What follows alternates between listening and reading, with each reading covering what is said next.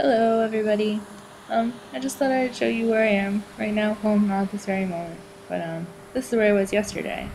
It's a beach on the coast of Spain, the southern coast, in a village called Nerja, and it's probably one of the most beautiful things I've ever seen in my life. It's before tourist season, so it's pretty empty, but everybody here is just so laid back and friendly. There are some cultural differences I've noticed though. My personal favorite being these gender-specific tissues. I am not sure what it is about Spanish men that makes them need man-sized tissues, but there you go. I also like that the best appointed liquor store I've ever been in my life is the local grocery store here.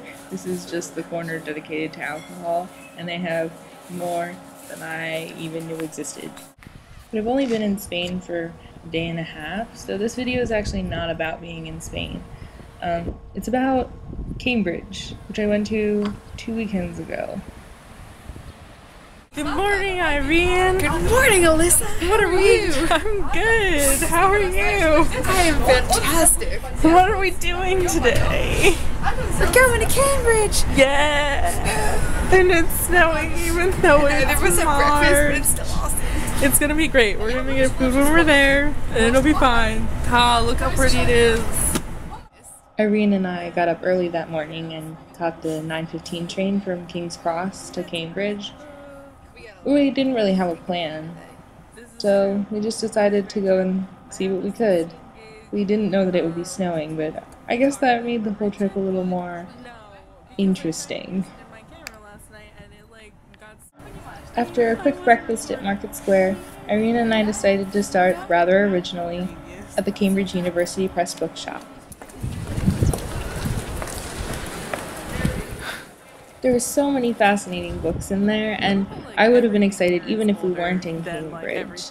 The things we found included a book that I almost bought to help me with my essay until I realized it was by the teacher that assigned me that essay, and books on every topic I've ever thought of, and plenty that I hadn't.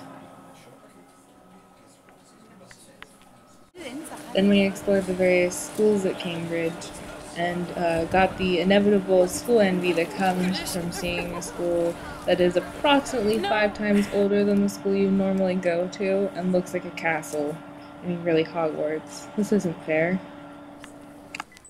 And from there we just kept exploring. We went to Heffer's, which is a bookshop that is even more of a Cambridge institution than the Cambridge University Press Bookshop, and included, well, this book, which looked a lot more exciting than it turned out to be, and I'm still thoroughly disappointed in it. We went down to the canal, where it was still too cold for punting, but we did get to see this bird, which I got really ridiculously excited about for some reason. I think because it has the sassiest walk of any biped I've ever seen in my life. And we saw the mathematical bridge, which uses tangents and more physics than I will probably ever know to make a really sturdy structure. There's a myth that Sir Isaac Newton designed the bridge and built it, but that's pretty much put to rest by the fact that the bridge was built 22 years after he died. There was also a tenuous plan to go visit the Cambridge Science Festival, guest directed by none other than Benedict Cumberbatch. Oh, do you look how pretty he is? But that didn't happen. I'm pretty sure I didn't plan well enough.